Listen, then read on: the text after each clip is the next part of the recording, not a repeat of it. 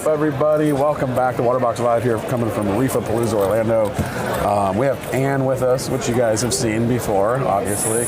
And we're doing a live Q&A here at the show, so put your questions down in the comments. That's what we're here for. We have the experts with us, so want to talk about the giveaways and the so we got Inspire going on, of course, and with that, we are, for this stream, we have two $1,000 Waterbox gift cards. You have the first 30 minutes to enter, so go to the website, go to the Inspire page, and on the stream you'll see enter giveaway, and that'll close at 30 minutes, and we'll then announce the winners at the end. We also have our grand prize giveaway going on. You can enter that as well, and that ends at the end of the day tomorrow. We'll announce the winner on next Wednesday, so get in there, get your entries for this stream and the grand prize giveaway. We also, of course, with Inspire have sales going on, aquarium supplies, all of that. So do jump onto the website, take a look. But we are going to have a lot of fun with Q&A. Yeah. So again, this is a live Q&A. You guys post your questions, anything aquarium related, saltwater aquarium related. Yes. And thank you so much for joining us. Thank you for having me. We have you guys on a lot of our events. Yep. But tell us a little bit, for anyone who might not know, you have Living Reef Orlando, the store. Yep. Tell us about Living Reef, how its history, your history, a little bit about all of that. Of course. So we are going on our 13th year. We have a full retail store. We are in the Waterford Lakes area.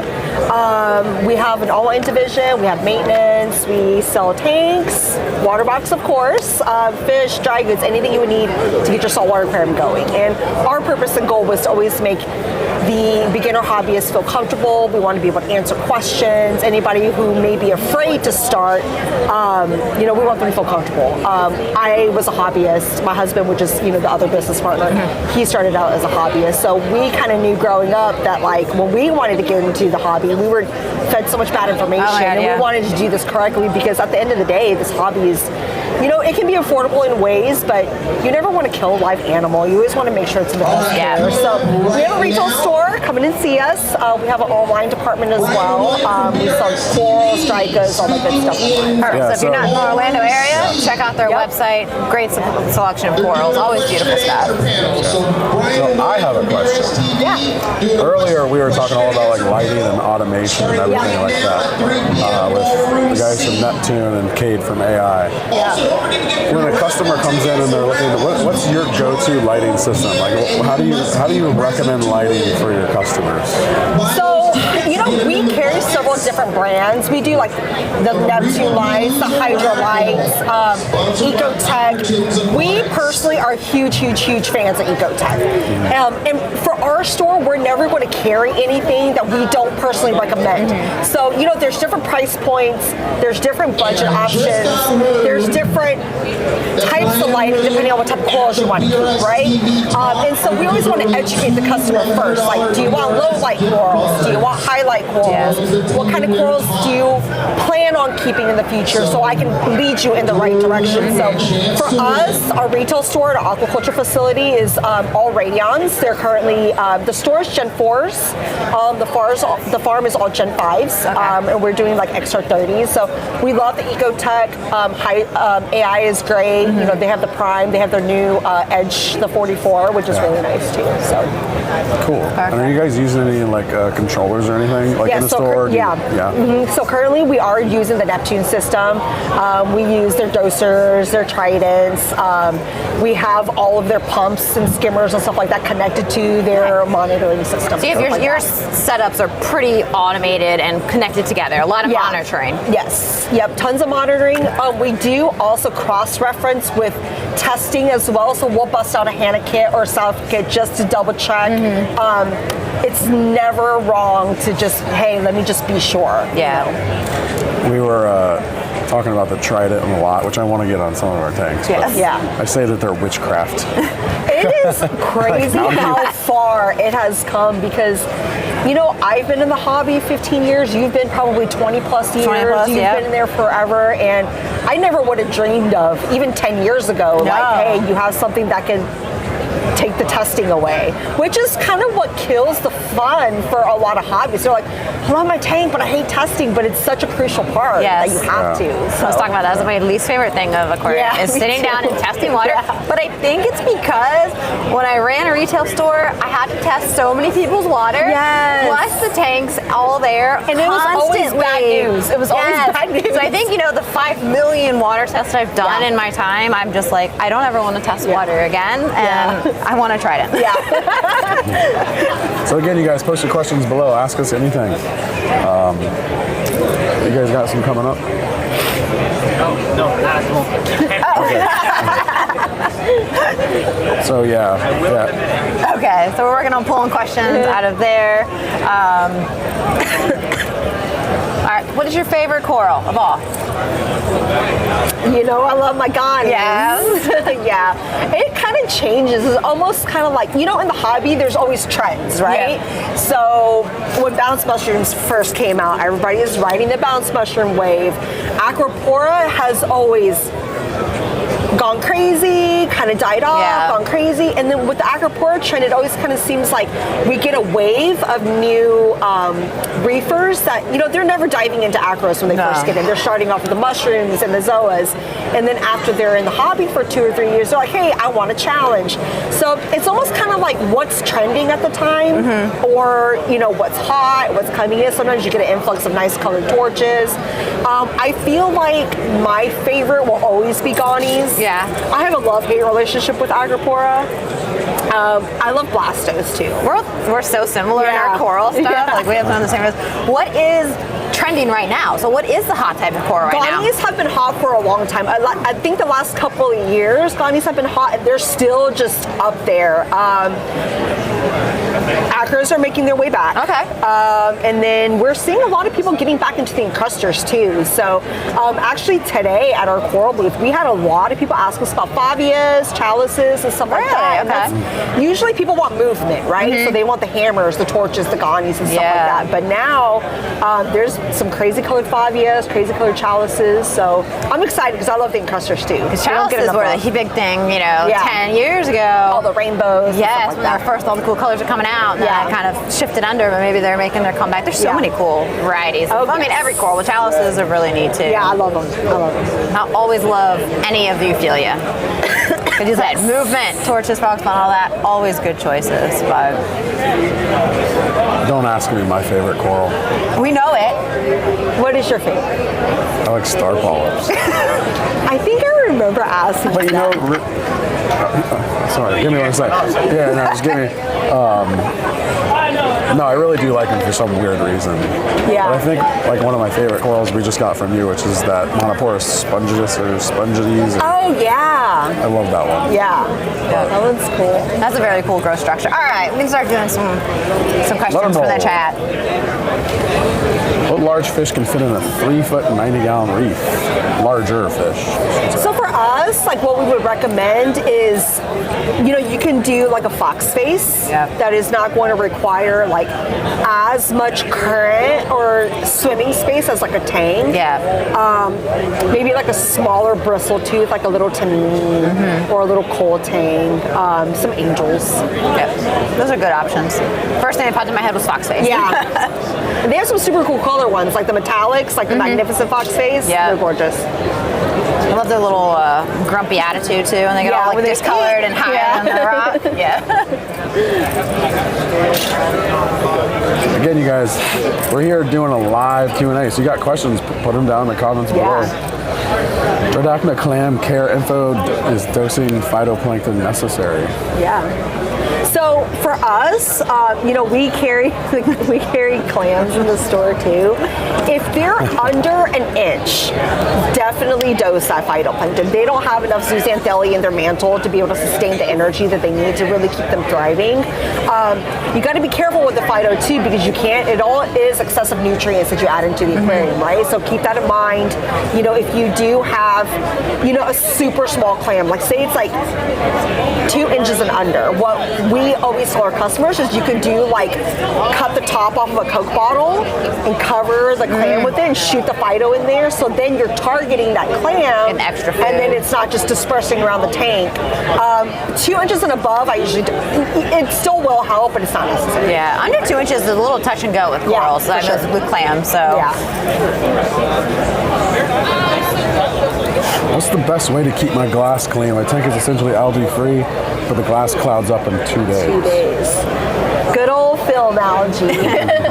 So it's natural. I feel like even in a healthy aquarium where your nutrients are balanced, you're still cleaning your glass like 4 days, 3 to 4 days. Snails always help. Obviously, a good magnet cleaner will help. Make sure you're just not dumping extra phosphates and nitrates into the aquarium and stuff like that.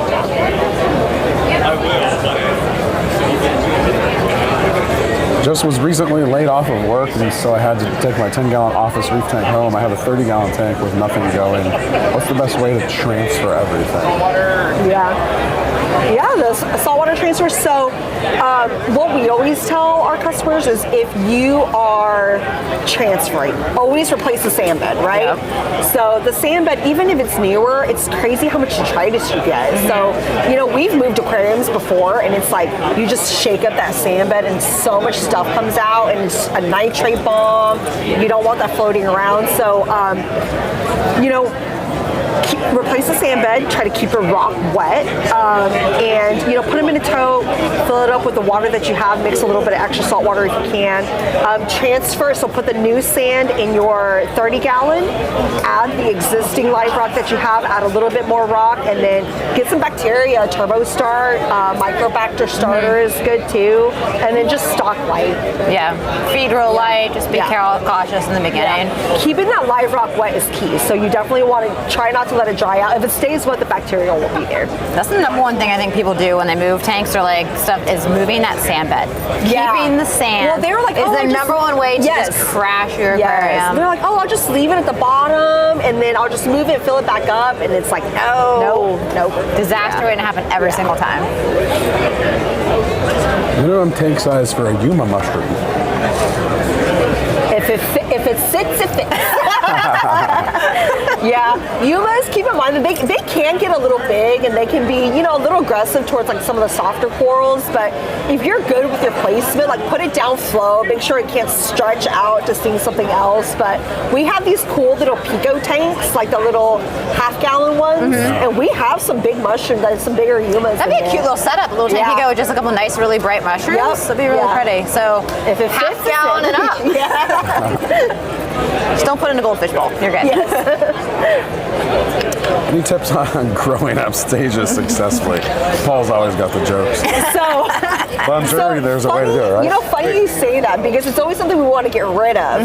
But we're actually trying to figure that out because we breed Bergias. Okay, so you need them. We grow Aptasia to grow the animal to eat the Aptasia, and so what we do is we just power feed. Yeah. We High power nutrients. feed. Yeah, we just coral food every day, and I leave the lights on for like 24 hours.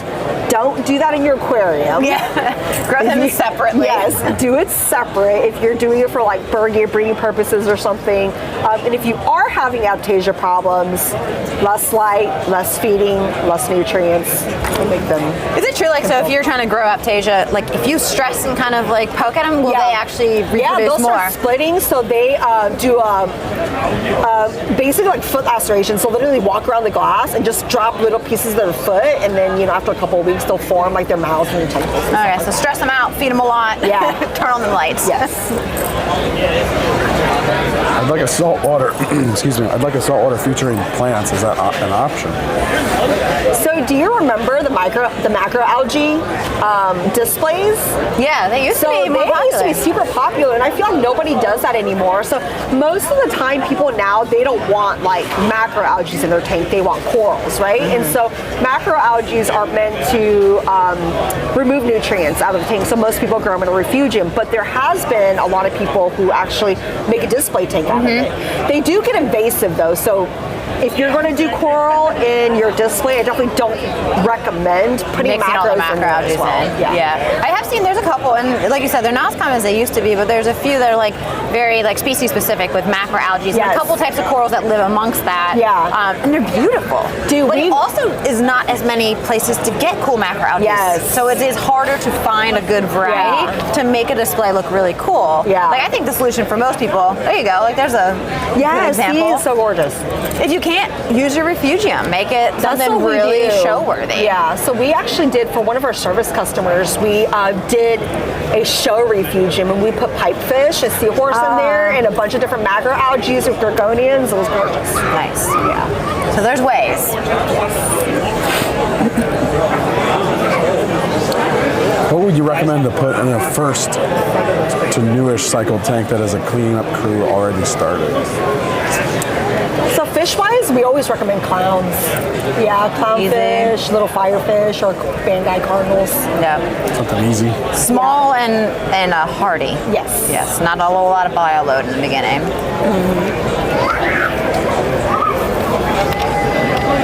I'm upgrading my aquarium, and I'm super nervous about transferring the rock with coral on them from the tubs back to the aquarium before the water will cover them. Any suggestions? That's tough. It's tough for us too. If you can, like the ones that you can take off the rock, take them off. Like if you have torches or hammers, like stuff that don't encrust, take them off, put them in a bag. The chalices and encrusters is where it gets tough. Yeah. Because you don't want to bust them off the rock, and then it's always tough to kind of fit the rock back how it was before. Never goes back. No, it never does. And you can take 100 pictures.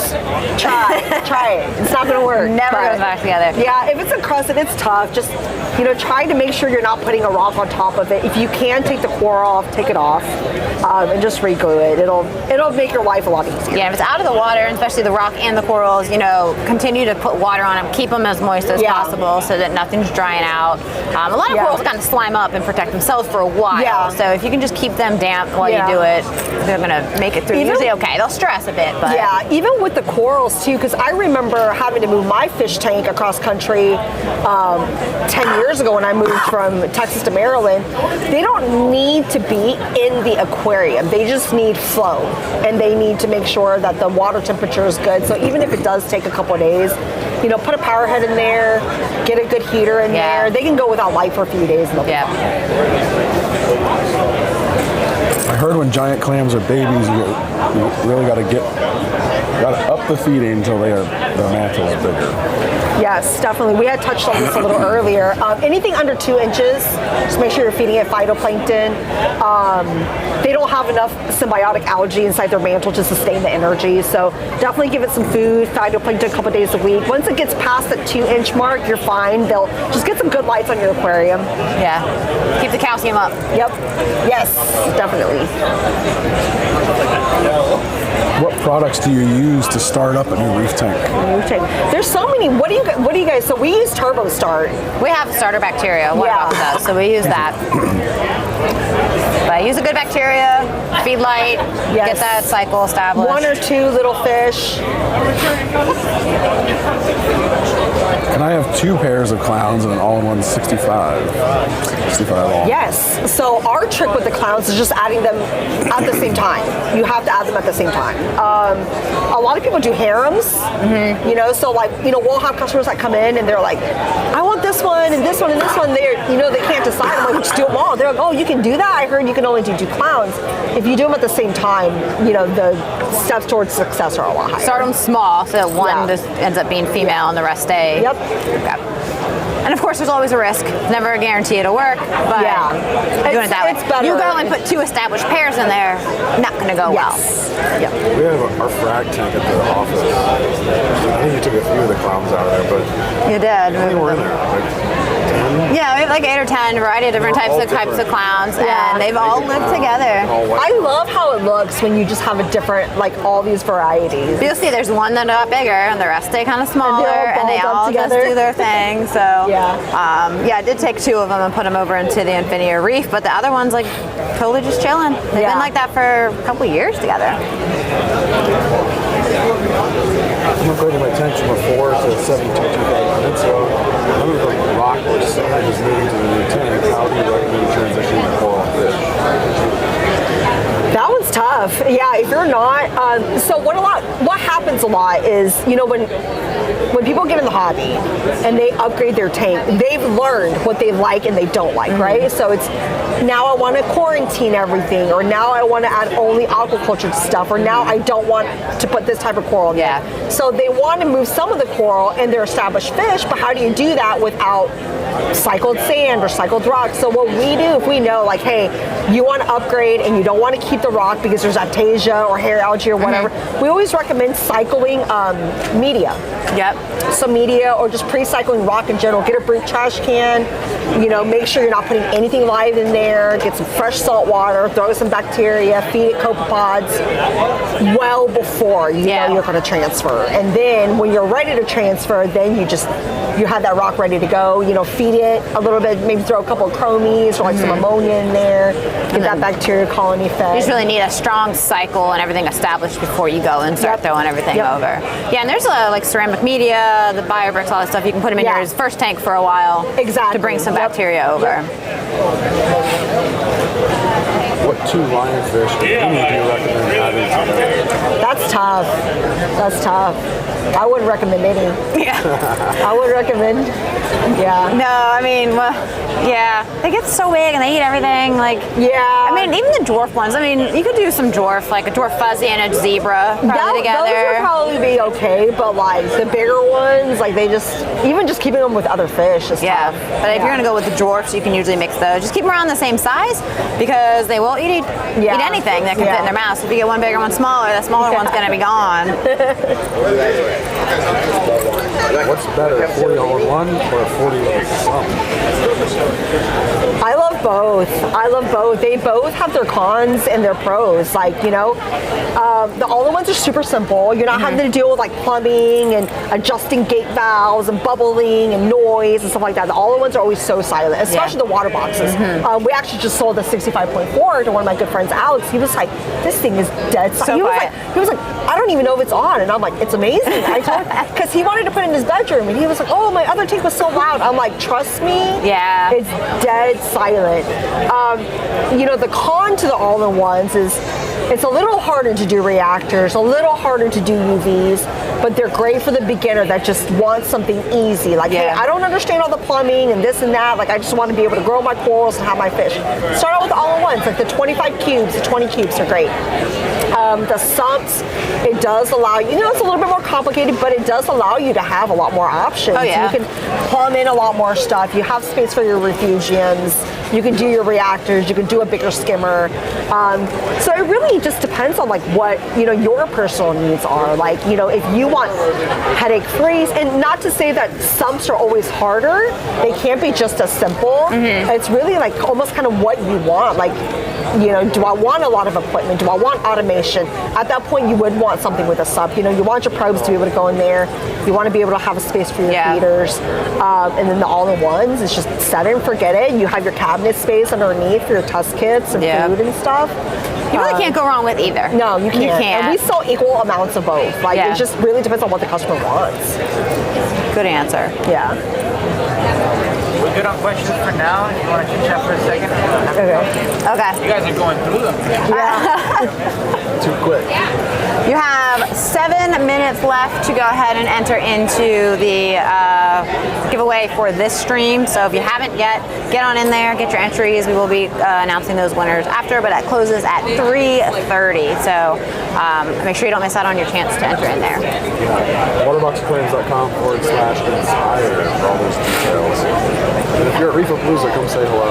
We've had a lot of people stop by so far and talk to especially the people that we see in our chat all the time on the live stream. So if you're here, make sure you swing by. It's been fun. We haven't done a trade show since pre-COVID. Yeah. I mean, we've done Interzoo. Yeah. But we haven't done a domestic show. So this is the first It's fun. I love them. A lot of it too is like you get to meet these people in person. Like I have so many customers that, I've talked to them online and we've chit chat, but I've never put a face to a name. And I'm like, you're Susan from that, you have all my ganis. And it's really cool to kind of share stories, you know? And I'm sure with you guys, like, you guys, you know, have maybe met some first-time customers who have had their water box for 5-6 years. Oh yeah, now. we talked to a lot of people. So many people that come by and they tell us what water box they have, and it's like, it's really neat. It is cool, and like we've always been big on relationship too, you know, and it's really nice to just be able to build that, and then like even with us, like we've been partners with you guys for so long. Yeah. You know, we have customers who have upgraded from a 45 gallon to a 60 gallon to a 100 gallon to their 130 to a 190 to their 230s, and it's like, and then some of them have 4 or 5 water boxes in their house, and it's really cool because you kind of like you become friends, you become family, you know their kids, and you know they send you Christmas cards and stuff like that. It's pretty cool. It's nice to meet people in person and just be around with everybody. Again, guys, you got questions, post them in the comments below. You got anything loaded for us? What keeps the suckerfish stuck to the side of the tank? That's a freshwater question. That's for you. Yeah, I mean, yeah, pleco. I mean, they've got like their mouth is a suction cup type way, and also has like little barb hooks on it too. So they can pretty much stick to anything, and that's just their mode of movement. So like their mouth is specifically shaped and made for that, and they've got all these little tiny barbs in there too. If you ever see them on the glass, you'll see all those little things. Like the snails, like how the snails have their mouths that I don't move. remember the name of it, but have you seen that parasite that's in salt water? Or I'm pretty sure it's in salt water, but I mean, it looks like an eel, but it's actually like a parasite. It's not a leech, massive, and it has this round mouth. Yes. It looks like an alien. It's just like a round They like cut holes in the fish. Yeah, I don't remember what they're called. Those things are freaky. It looks like an alien. This is not.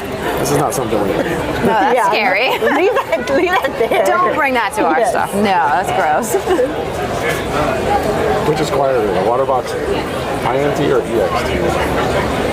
Internal or external? So the Marine X to the EX.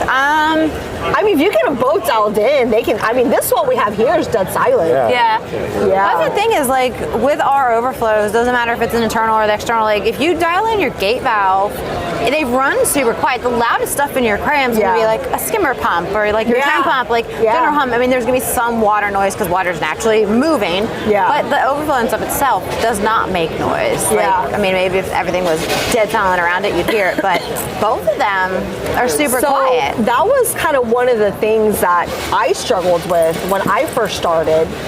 I thought the pipe that's there is the pipe that's there, and the return pump you get is supposed to run at that speed, and if it gurgles, it gurgles. It's not. Like, if your tank is gurgling and throwing a bunch of bubbles out of your drain pipe, it is not dialed in, or your pump is running too slow or running too fast.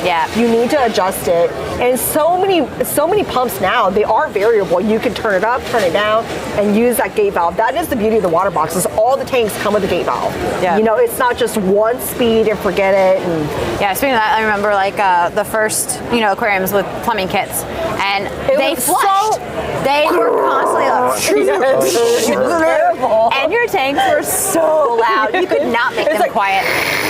It's a sucking water and then like a flushing toilet over constantly. Like, some people are like, oh, I can still hear my water box. I'm like, you have no idea. Like, that is so silent.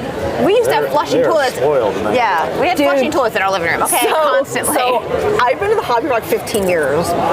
When we started with Living Reef, I didn't have a personal tank at home for a long time, and the first tank I set up at home was the Waterbox Marine X. And I was like, this is nice. Look at these hinges. Before it was like the old tanks, like the boat front, and like the Euro cranks on the top. Clunky pine doors that slam shut. And then there are a couple of nights I adjust the gate valve, because then you're working retail and you kind of learn all these things as you go and stuff like that. And there was a couple nights I'm like, did I lose power? Because I don't hear anything. And I'd run downstairs. It's like water moving's still good. So so you got it quiet either way. As long as you got a water box to dial it in. Very quiet. Being quiet to be easy to plumb. Usually back in the day, you go buy an aquarium. It's like, okay, if you can find a stand for it, now you got to plumb it. Right? It's like, all right, now we're making 47 trips to the park. Your pool hose drain that like looped around and made the flushing.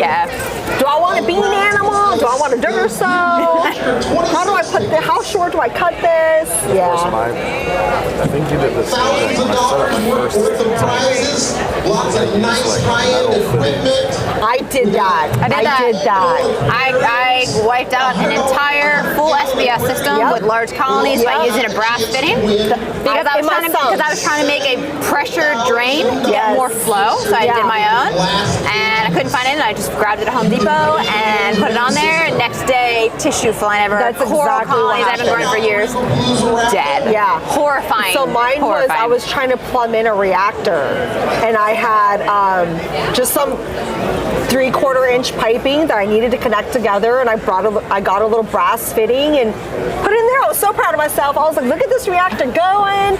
And then like 2 days later, I started seeing all the slime. The fish were fine. Yeah, they don't but care. all the slime, my trumpets, like Duncan's, like super hardy stuff peeling. I'm like, what's going on? Yep. Yeah. Yep. Don't use metal. That was Yeah. Yep. That was a traumatic few weeks in my life back then. How many large fish like tangs, rabbitfish, etc. when you put in too We got Yorkshire Reaper and Oh, 230. You always want to pack it as full as you can, but you got to be careful. So the beauty with the 230, right? That's like one of the flagship tanks. Like everybody wants that 230. Utilize the equipment, right? So if you get a good skimmer on there, you get a UV on there, it comes with a manifold system, plumb in some reactors, run some carbon, run some ROFOS. It will allow you to push that limit a little bit more. If I had to put a number on it, I would say 8 max as far as bigger fish, right? So that includes your tangs, your fox faces, your bigger angels. It is still a delicate balance. It's always the one fish that tips the scale, right? It's always that one, and it's usually always the last one. Yeah, you're like, one more, and you're like, crap. I have 4 tanks, and I've got 2 fox faces, and they're all harmoniously getting together. But I really want this last one, and it's always that last one. Yeah, as far as like filtration purposes, if you're feeding responsibly, you're not dumping a bunch of food in there, you're doing your water changes. Nutrient-wise, you can go a little further. Now, aggression is different. Nutrients and aggression are completely different, right? Can't control the aggression side. It doesn't always work out. Sometimes that one tang is going to mess with everybody. They may not have that balance, but when it comes to like what your tank can handle, equipment choices and maintenance make all the difference. Tank size for an army of gobies. Oh, I'd love an army of gobies. I love the gobies too. I used to always think gobies were super peaceful, but I've had some real jerk diamond gobies. There's some of them are. And some of them mix well, and some of them don't. It's the thing with the livestock is you got to be careful because even with a traditional, what you would think as like a peaceful fish, it's a live animal at the end of the day. You know what I'm saying? Like, you don't know that fish's personality. You don't know once it settles in if it's going to become aggressive or not. A lot of breeder boxes will help acclimate that fish. You can kind of tell, like, hey, leave them in there for a couple weeks, see how they do. Feed them. It allows them to eat in confidence where they're not having to fight with other fish. And it lets them settle in a little faster. Like, confidence is key to letting that fish settle in and not stress out. Yeah, we can't predict their personality. Also, like, if you're going to add a lot of fish that are similar or same group, do it at the same time. You establish this one group of gobies or these type, and then you're trying to add more. You're more likely to have that aggression. And if they all go at the same time, kind of figure out their dominance in areas, and then they tend to settle out a little bit better. But do it all at once if you want similar type of fish that might fight. Paul says living Reef Orlando is gobies. Yeah. Thank you. How many tanks would you recommend for the Peninsula 4820? Someone's calling the police.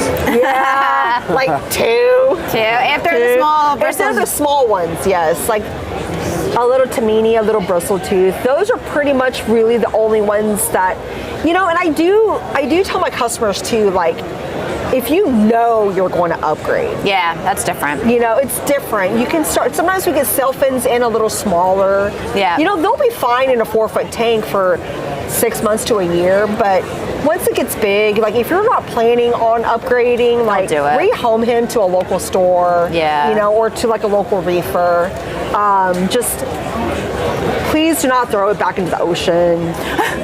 don't just bring it to a local store, give it to a local reefer. But you can get them small. Yeah, there's a lot of tanks where like as long as you know, okay, in 6 months to a year, I'm definitely gonna get that 6 foot. You know, tanks can come in so small, even the ones that get this big. So start in there. Just don't do it if you don't know for sure you're upgrading, because then people get attached to fish. And then they don't want to get rid of them. And now you have this fish stuck in too small of an aquarium. You start having aggression issues, health problems, nutrients. So you know, do it responsibly. If you're gonna get bigger types of tanks in a smaller tank. So I don't think the tank beliefs existed back in the 90s. First, the tank that made me really want a saltwater tank as bad as it is. It's a Hexagon 65 gallon. I don't know if you remember those. Oh, I yeah. do. The worst shape. Yeah, the tall ones. And there was a blue tank in it. Oh, God. No swimming speed. Now that I know what I know, I was a kid. I had no idea. I was like, oh, it's so awesome. Those Hexagon tanks were the worst. Imagine cleaning those. Oh yeah, I remember I had I think it was like a 30 or 40 on hex tank at one time. When they were like long ago. Like, never again. And it wasn't because there's no swimming space for any fish, and it's too tall. They're great for seahorses. Yes, that would be perfect for those. I don't think hex tanks are even made anymore, right? I don't think anyone does them. Refugeium before or after skimmer, does it really matter? We always do before. We always recommend before, because it lets, like, you know, if there's copepods and stuff like that, it lets that macroalgae initially consume any of the excessive nutrients, and then you run through your skimmer section. Some people like it after because they say that, like, if you get micro bubbles from your skimmer, the Refugeium allows the micro bubbles to block it. There's benefits to both, honestly. But it really doesn't matter one way or another, It doesn't matter right? for, like, as far as, like, functionality and if one will work better than the other, it doesn't. I'm not going to spend $60 on corals for my tank, but would you recommend green star polyps? Ganis. Are there many that are $60? Ganis? Yeah, we have a lot. You know, there's some that we've aquacultured for so long and they just grow and grow and grow. You know, we have some nice red chunky ones for $40. There you go. Ganis. It depends I said too, green like star polyps because he said $60. You get a lot of star polyps for $60. Like, do you want quantity or quality? You know. Any warranty on the Waterbox lid? Yeah, it holds our standard.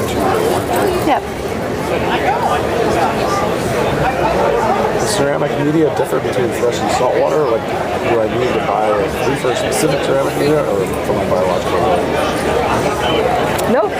Media's media. It's got pores, It's an inner thing. It's meant to grow bacteria. Alright, now one more question.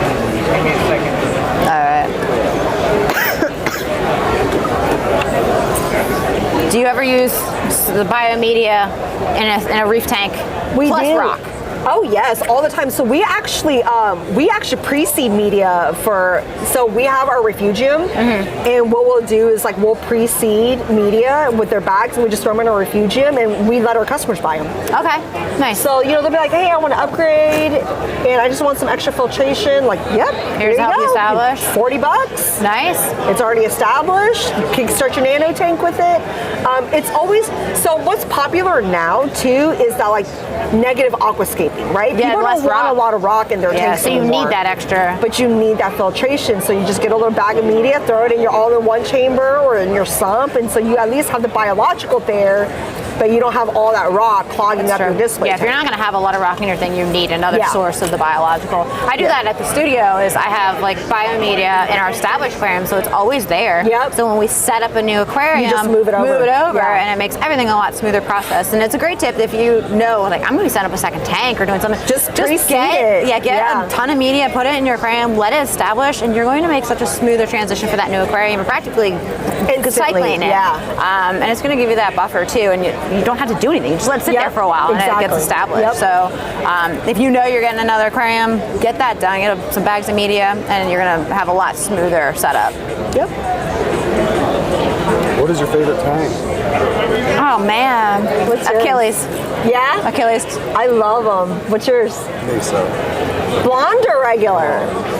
So I have, man, I love the Dulcimeres. Those are very cool, yeah. I love the Dulcimeres, but they need like at least a 400-gallon, no, more than that, because I have mine. You have at the shop that you're like, yes, with the blue and the yellow striping, but they get freaking this big in the wild. Yeah. So I love them, and you can't even enjoy their beauty until they do get big. So we have one in our 800, and she's gorgeous. I love her. But most people can't have that tang, not properly. Yeah, so Dulcimere would be mine.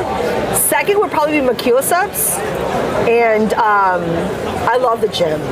Yeah. I love the gem. Yeah. I know Achilles is my favorite, but they're also one of the worst. They're so sensitive. They're so sensitive. Yeah.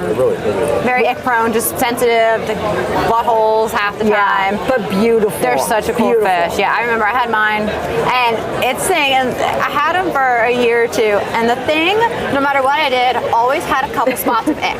It was the only dang fish in the aquarium, but it constantly had a few spots of ick, and I could never get him to get rid of it.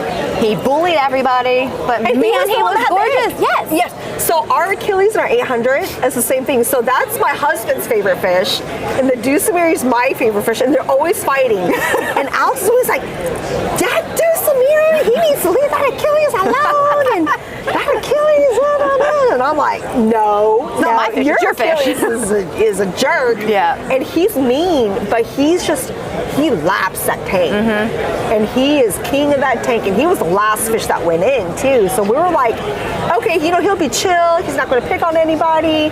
I feel like you don't see them that much in the hobby anymore. Like, sold or available. Yeah, we do get them from time to time. They're definitely a little harder to get now, and they take so long to condition. They don't want to eat when they come in. They're so sensitive. Yeah.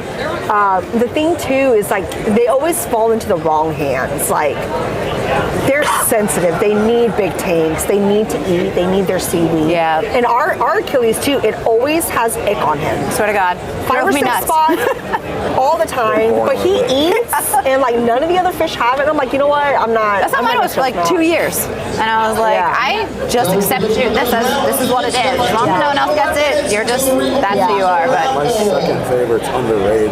those are pretty. They're gorgeous. I did a lot of scuba diving years ago. Yeah. They would just look so pretty. The way the sun would like. And they're bluish purple. Yeah. Yeah, they don't get much. They don't get much love. You don't see I know. them. They're very, very pretty.